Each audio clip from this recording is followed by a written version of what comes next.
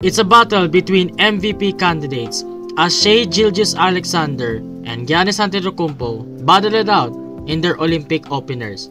But in the end, Canada would prevail against Greece 86-79. For the box scores, in the first quarter, Canada scored 26 while Greece with 22.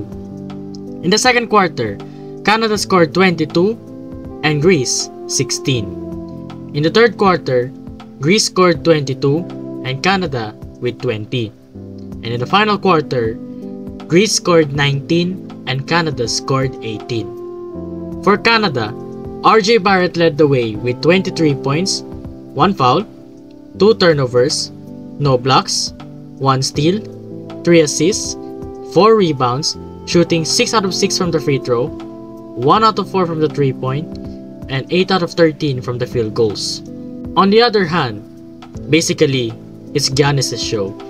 The Greek Freak had 34 points, 3 fouls, 1 turnover, 2 assists, 5 rebounds, shooting 12 out of 15 from the free throw line, 0 out of 1 from the 3-point, and 11 out of 17 from the field goals. Will Canada maintain their momentum to the gold medal match?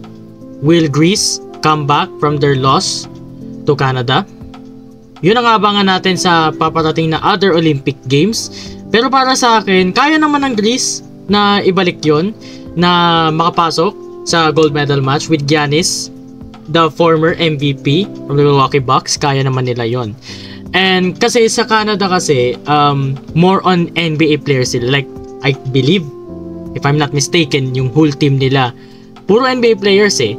Eh dun sa Greece kasi, isa na naman ata yung NBA player doon. Well, may former NBA players doon. Pero yung current ngayon ay si Giannis lang. So medyo nahihirapan yung Greece doon. So I believe kaya naman nila yung labanan if they continue to work on with their offense and defense around Giannis.